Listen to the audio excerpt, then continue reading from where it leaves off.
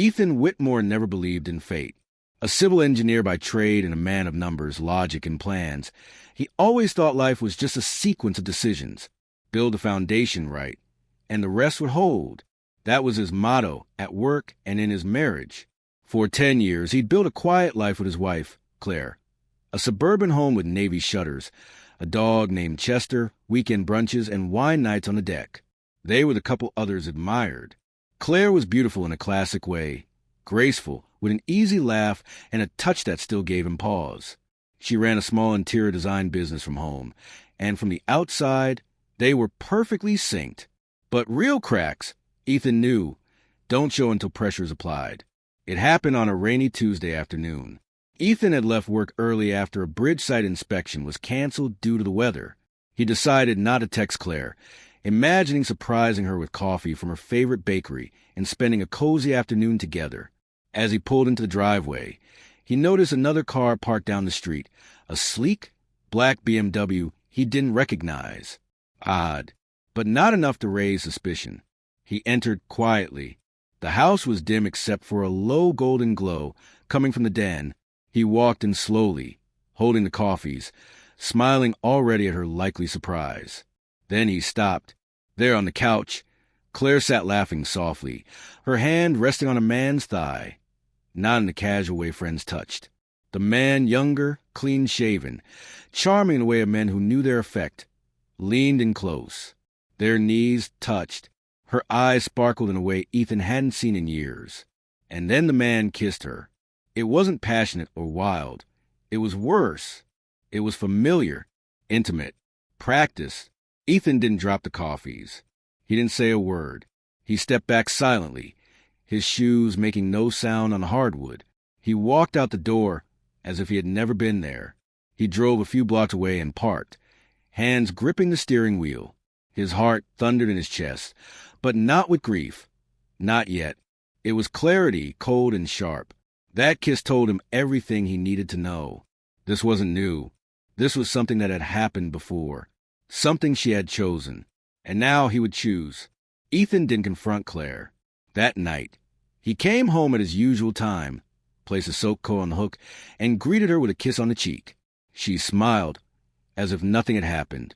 Maybe she thought he'd never find out. Maybe she thought she was being clever. It didn't matter. She had made a choice. Now so would he. For weeks, he played the perfect husband. He made her tea, listened to her talk about clients, even suggested a trip to the coast to reconnect. She said yes, of course. Why wouldn't she? In her mind, everything was still under control. But behind the smiles, Ethan was building. He started by hiring a private investigator. Discreet, thorough, and worth every dollar. Within 2 weeks, he had names, dates, hotel receipts, call logs. The man's name was Damian Scott, a former client, a minor real estate developer, smooth, unmarried, and apparently very fond of other men's wives. Ethan didn't get angry. Anger was noise. Anger made mistakes. No, what Ethan wanted was silence. A storm that moved so quietly they wouldn't know they drowned until it was over. He began draining their joint accounts, funneling money into a trust under his sister's name. He moved half his investments discreetly, legally, without tipping off any alerts. He gathered every piece of financial leverage he could, assets, insurance policies, property deeds. Next, he contacted his lawyer, quietly filed the paperwork for divorce, citing irreconcilable differences.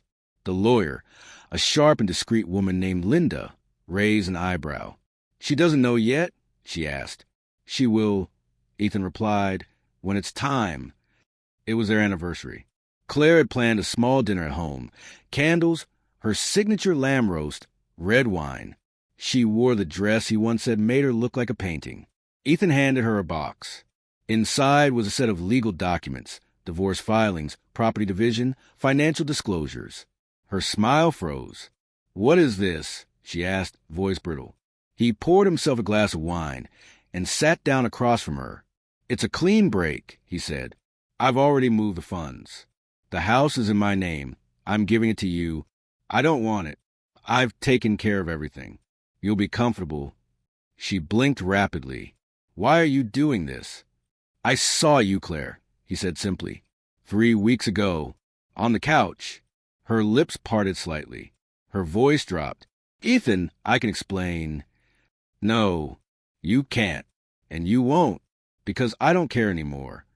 That hurt her more than shouting ever could. She reached for his hand, but he moved away. I wanted you to know I didn't leave because I was broken. I left because you weren't worth staying for. Claire didn't know about the email Ethan had sent to Damien's investors. Using the PI's photos, the financial records, and some creative accounting findings, Ethan had exposed Damien's shady side business ventures. Enough to cause concern. Deals were dropped. Partnerships evaporated. Within a month, Damien's name was on a blacklist. Claire tried to reach out weeks later. Calls, texts, emails. She even came to his office once. He didn't respond. He didn't need to. Her silence would echo louder than anything he could say. Ethan moved to a smaller town by the coast. He bought a modest home with a view of the sea and started running his own consulting firm. Quiet, simple, clean. Every morning, he watched the waves roll in, constant and cold, like revenge done right. He didn't hate Claire. He didn't miss her. What he remembered most was that moment on the couch, not the kiss, but the look in her eyes, like he no longer existed. Now he did the same to her. Claire had no closure, no fight, no dramatic ending, just silence, and that, Ethan thought, was the most perfect revenge of all. Claire sat in the silence of the living room long after Ethan walked out that anniversary night. The papers lay in her lap, and the wine glass stood untouched. The scent of roasted lamb filled the room, but her appetite was gone. She wasn't used to this version of Ethan, the calm, emotionless man who had cut her out like a tumor. She thought there would be yelling. She expected drama, maybe even begging. But there had been no confrontation, no explosion, only execution. Cold, precise, like she hadn't even been worth the fight. In the days that followed, Claire tried to salvage what she could.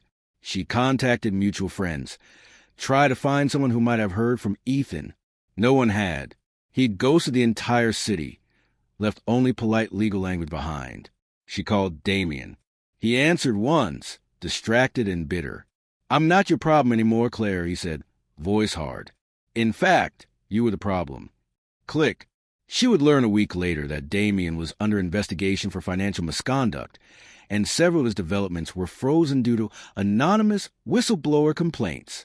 Ethan's doing, she realized, with a sick twist in her stomach. It hadn't been about just her. It had been about everything.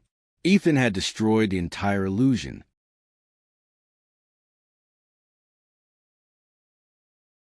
She was left in the house Ethan gave her, technically a gift, but it felt more like a museum now. Every corner reminded her of what they once had. A photo of their trip to Vienna still hung in the hallway. A dent in the wall from when they moved the piano. The smell of his cologne still lingered in their bedroom carpet. She tried to move on, tried dating, but the truth clung to her like smoke. She betrayed a good man for a thrill, for something that felt exciting in the moment, and lost a lifetime for it. People noticed a shift. Her clients started pulling back. Subtly, wordless judgment. The town wasn't big, and secrets didn't stay buried long. She saw the way women looked at her in cafes, how some people she once considered friends became polite but distant. Not because she cheated. People cheat all the time, but because she had done it to Ethan, and he had walked away without so much as flinching. It made people wonder what kind of man he must have been, and what kind of woman she was to ruin it. A year passed. Claire tried to rebrand her business, but momentum faded. She rented out the house and moved into a smaller apartment in the city. She thought a fresh start would help, but starting over with a reputation like hers felt like swimming upstream in concrete. Ethan, meanwhile, stayed silent.